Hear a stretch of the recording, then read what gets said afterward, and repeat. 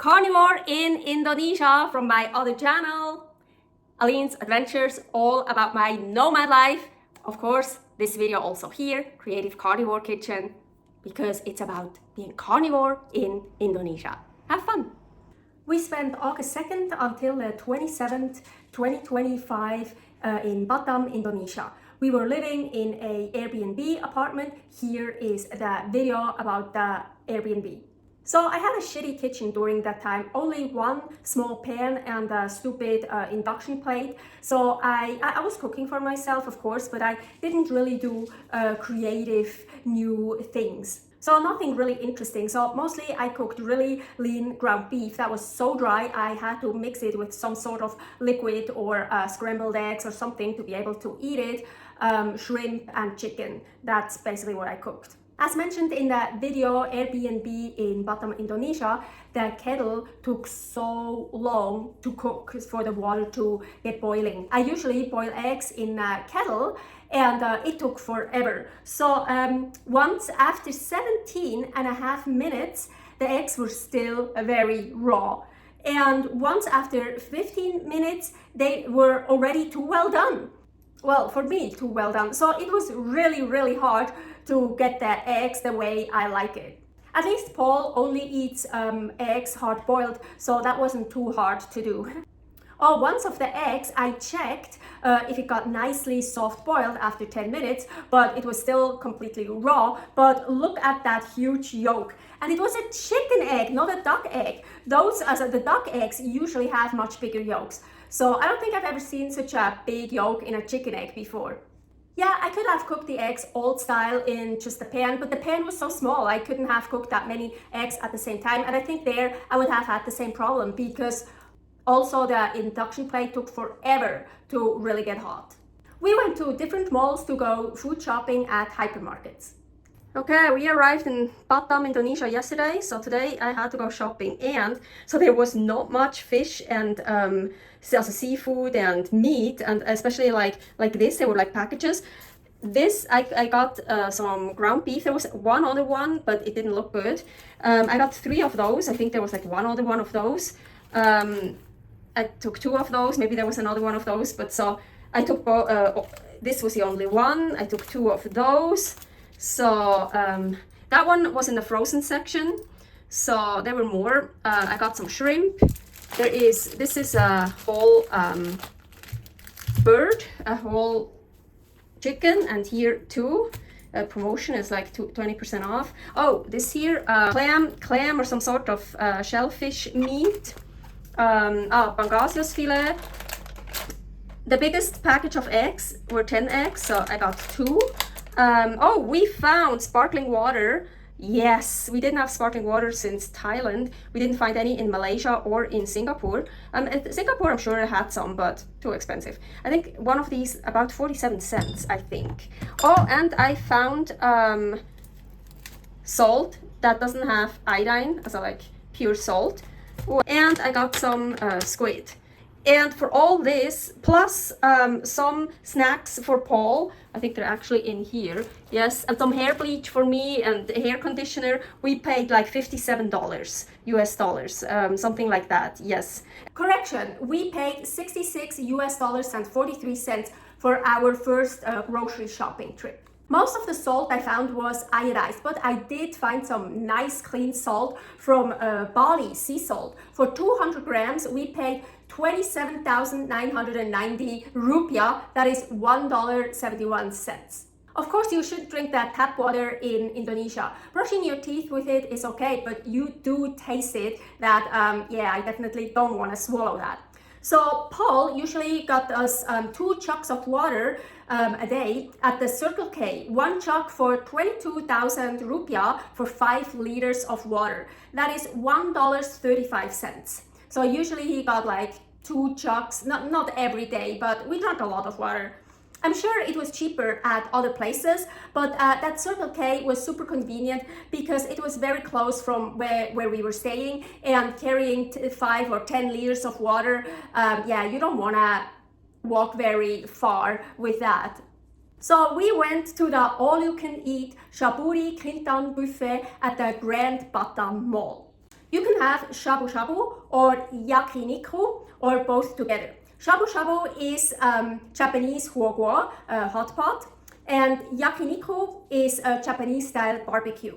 You grill the meat yourself. So we only ordered the regular yakiniku. We had 90 minutes time to eat as much as we wanted. Paul also got stuff from the buffet. Of course, I didn't because there was nothing clean for me. Really, there was nothing there for me, but that's fine. I don't care. I only want the meat anyways. I was looking for water, just regular water, but they only had infused water. I asked the waitress where there is regular water, and she said there is none. They just have regular water in the back for the staff, but for guests there is no regular water. Infused means infused with, usually it's a lemon or lime, so infused with something. And for me, that's a huge no-go. When I drink infused water, my crazy sugar addiction gets woken up really, and then I get super addicted. So for me, that's a no-go. So there was hot water, so I just took hot water and put ice cubes in it. But even before I could try a sip from my hot water with the ice cubes, Paul came over with a glass and said, try this. Soda water, sparkling water, carbonated water, however you want to call this. What the fuck? They have soda water. Paul and I, we love soda water, but sometimes we don't buy it because it's really expensive or we can't find it at certain places. So this is super cool. So where the dispensers were, I think with Coca-Cola and all that stuff, there was also soda water. Who would have thought? That's why I didn't even check. So the entire time we were in that restaurant, I just drank soda water. I loved it. But still, I just think it's really weird to have a restaurant and you don't get any regular water. That's super weird. The meat was great, cooked and raw. So we ordered one of each except for the sausage and the chicken. The chicken had mozzarella in it and I didn't want it to contaminate the grill. Because of course Paul and I were sharing a grill. I don't eat cheese, and if he would have gotten the chicken, I'm pretty sure mozzarella would have leaked out, but he's not really a chicken fan anyways. And sausage is unclean anyways, that doesn't come onto my grill. And I mean, Paul rather eats a steak or some clean beef than sausage, so totally fine. Oh, and of course, I said I didn't want any sauces or sesame or anything on the meat. Just the meat, nothing else, like I usually order. Because some of the meats already came with like a sauce on top of it, so like a marinade, and then it's nicely marinated before you put it on the grill. And I think all of the meat had sesame on top. I saw it in the pictures, and other people like next to us, I saw it how the original thing would have looked like. Oh, and some parsley on it. I don't care about the parsley. I mean, I can just take the parsley away and it's good, it's not contaminated. But the sesame seeds, oh my gosh, I don't want to pick every single seed out and miss one. And so, no, the sesame seeds and the sauces, they have to go. Parsley, don't put it on, but if it's there, I don't care.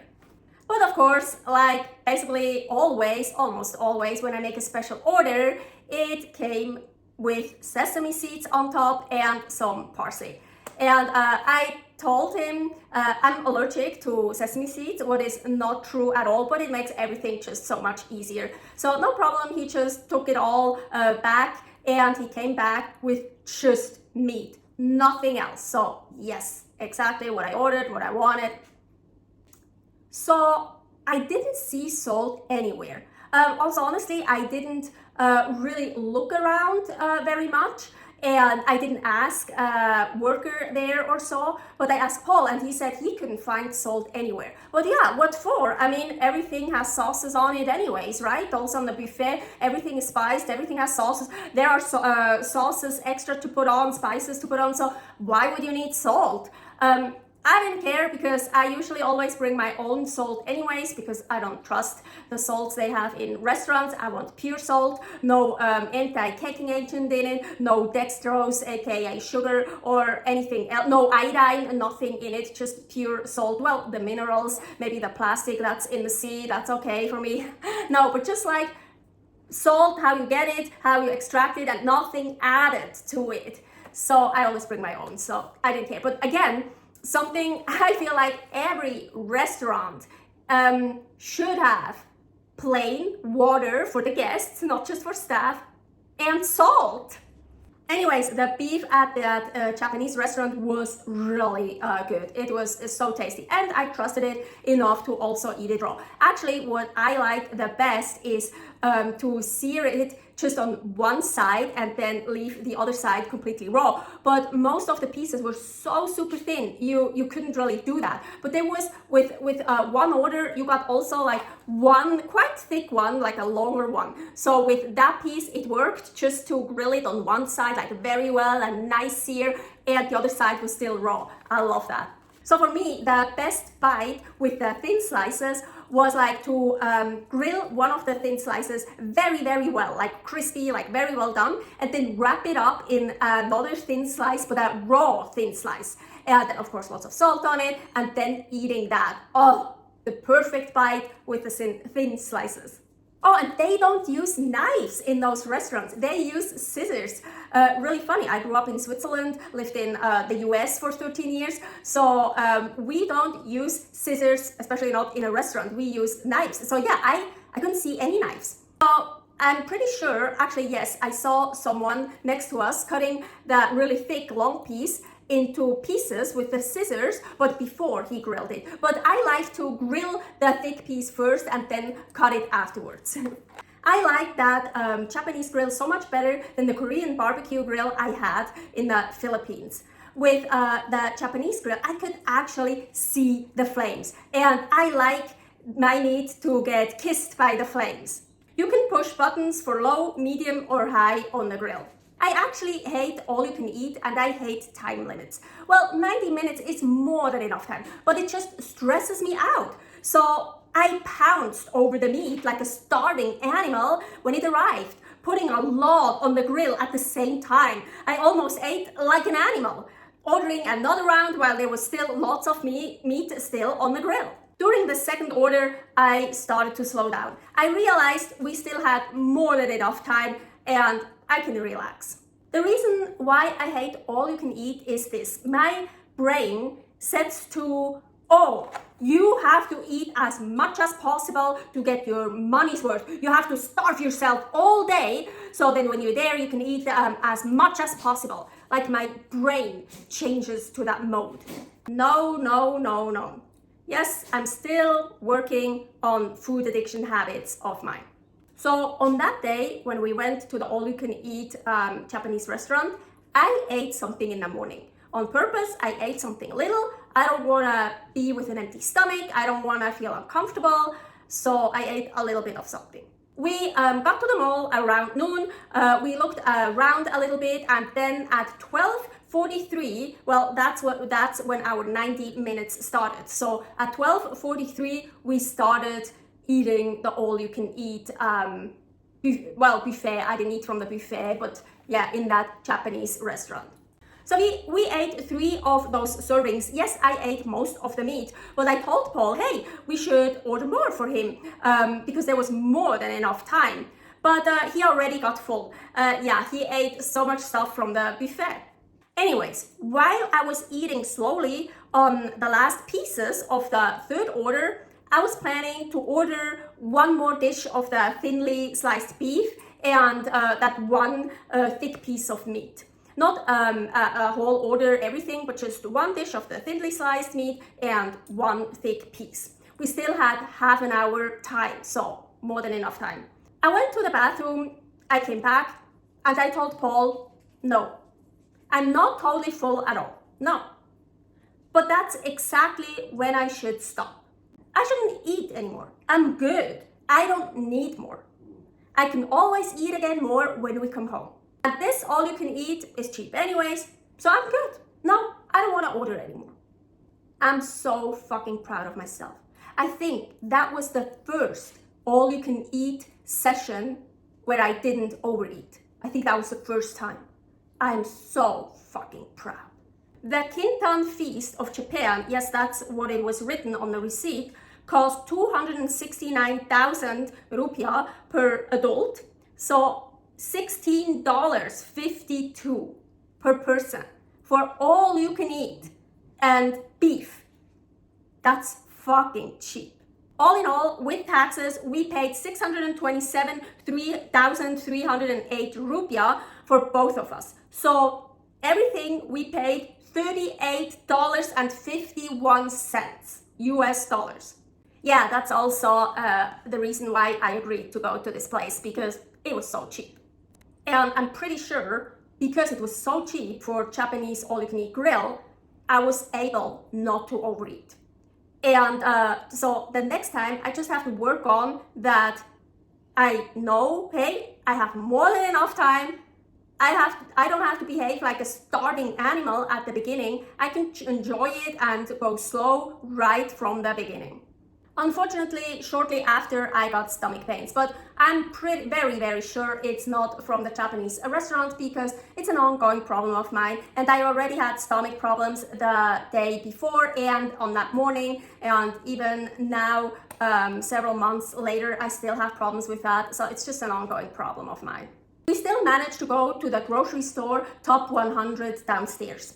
So the same here, like in the other grocery store, barely any fish and seafood. Yeah, it's funny, in those grocery stores there weren't many fish and seafood, but cheap prices, most of the beef, and at that place also even some chicken got sliced super thinly.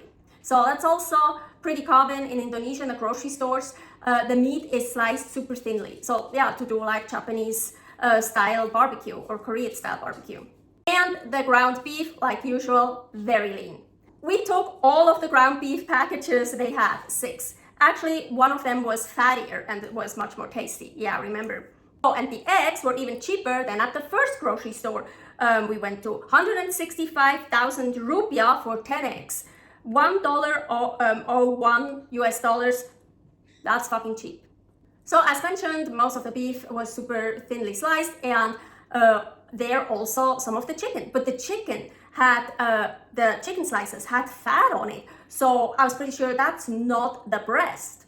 So no, it was leg meat, and I love skinless chicken thighs, and so those thin slices, I don't know if also was drumstick with it, but I think it was mostly the thighs, and it was so delicious. So I kept frying them in the frying pan, and oh, they got so delicious. So we kept buying so many more of those packages. I love them. But the best part, in that grocery store top 100, I checked the fish sauces like I usually do, and hell yeah, what did I see there? Squid brand fish sauce, the golden one. Yeah, the one I know from Thailand, the one and only I've seen so far that is clean. 80% anchovies, 20% salt, nothing else. I can't believe it. In Indonesia, we found it. Here is the video traditional foods in North Thailand, where I found it the first time. So in Indonesia, I didn't just find the squid brand golden fish sauce. I found also a much bigger bottle of it, 750 milliliters. I've never seen that before. Well, online, I think, but not in a grocery store, not even in Thailand. But the big bottle was way too big for me, so I just bought that little one. And so the small bottle, the regular bottle, 300 milliliters. So in Thailand, we paid, converted to US dollars, 177. And in Batam, Indonesia, we paid for the same bottle, the same size bottle, 28,500 rupiahs, what is $2.36. Well, yeah, it makes sense that it's much more expensive in Indonesia than in Thailand, because that fish sauce comes from Thailand. And that's still cheap for such an amazing product. Okay, so they're so stupid. So here, this is the squid brand fish sauce from Thailand. I know this one. I googled it. I found it in Thailand. Here, the ingredients on the bottle, it's from Thailand, but it's written in English. Ingredients: anchovies, 80%, salt, 20%. That's it. That's why this is the only fish sauce I use. Fish and salt. So now we are here in Indonesia. So they put the sticker on it with Indonesian, of course, so they understand it. Good idea. So here, the ingredients, I do know a bit of Indonesian by now, and I also translated it with Google, of course, to make sure I'm right. But I actually saw that without the translation, I understood it. So here, ikan, that is fish, 80%. Garam, that means salt. Gula, gula is sugar. Gula is sugar. There is no sugar in here. That's why I take it. Almost every fish sauce has sugar. So I think they just have this sticker on all the fish sauces. You know what I mean? Sorry, it's fucking stupid. They actually have a great, amazing product here. So they should know that there is no gula in it, no sugar. That's fucking wrong. Another time we went to the Nagoya Mall in Batam, and there we went grocery shopping at the hypermarket again. That was the first grocery store where they actually had a butcher and a fish counter in the store. Well, we were there in the afternoon. There weren't any people anymore behind the counters, so I'm pretty sure that was more for the morning, like usual. So we missed that, but it was okay. Still, there in that grocery store, I had a better meat and seafood selection. So I'm sure it is available somewhere on the island of Batam, Indonesia, but we haven't found pork anywhere. Nowhere. No pork at all. Well, it makes sense because Indonesia is mostly Islamic. Muslims don't eat pork. I mostly ate pork in Singapore anyways because there it was much cheaper than beef. So I didn't mind at all not to eat any pork and just beef and, well, chicken, and I don't know if I found lamb. I don't remember. Sometimes I ate salmon pieces, and so I like salmon only raw, except for the skin, of course. The skin I fry. But except for Turkish salmon, what is actually not a salmon, it's a trout. So that one is delicious in any way. All the way cooked, partially cooked, raw, baked, grilled, doesn't matter. I love that. But like real salmon, I don't really like cooked, just raw, except for the skin, as mentioned. So either in a non-stick skillet or in a pan with some fat on the highest heat, I only press the skin side on the pan bottom until the skin is nicely fried and crispy and the rest of the fish is still raw.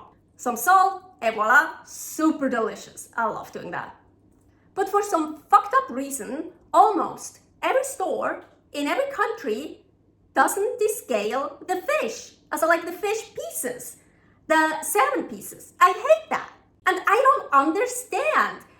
Why wouldn't you descale a fish piece before you sell it? I mean, it's so much harder to descale a piece of fish than a whole fish. I fucking hate that. I really do. And of course, in Indonesia, like almost everywhere else, I had to descale the fish pieces first. At least now I don't forget to descale the fish pieces anymore, because first I always forgot. I never forgot to descale a whole fish, even though that one actually was descaled. But so far I never got a really clean chop with a whole descaled fish. There are always still scales close to the head and close to the fins, so I always have to descale it again, and I never forget that. But with fish pieces, so many times I just put it in the pan because, yeah, why would you descale a fish piece? It's like you don't think about that. And then it really sucks if you want to eat the delicious, crispy, flavorful, healthy fish skin and it's still full of scales. So at least that, I learned my lesson, and now I inspect every piece of fish I have, if I have to descale it or not. Actually, there was a place I got pieces of salmon, they were descaled. I don't remember what country. I want to say Singapore. I'm not 100% sure, but it would make sense. It could have been Singapore. Yeah, I don't know. Or maybe even the Philippines, because we stayed in that Americanized place. I don't remember. Ooh, they have soda waters with salt. Paul says they taste salty, but to me, they didn't taste salty at all. They didn't really taste differently than from just regular soda water. And for me, they're perfect. I'm dealing with low blood pressure anyways and with low energy, and I can use a lot of salt. I eat a lot of salt, but so some more salt in the soda water, perfect for me. And I thought they were delicious, but then we stopped buying them because Paul figured out they came from China and he just doesn't trust them. So we stopped buying them. I love getting infos from locals, but basically everyone else about traditional foods or carnivore foods from different countries. So if you know something about Laos, Vietnam, Cambodia, Thailand, Hong Kong, Taiwan, Indonesia, South Korea, Japan, anywhere in South or Central America, something we should try, Paul should try, please let me know, put it in the comments. Stay happy, stay healthy, stay curious.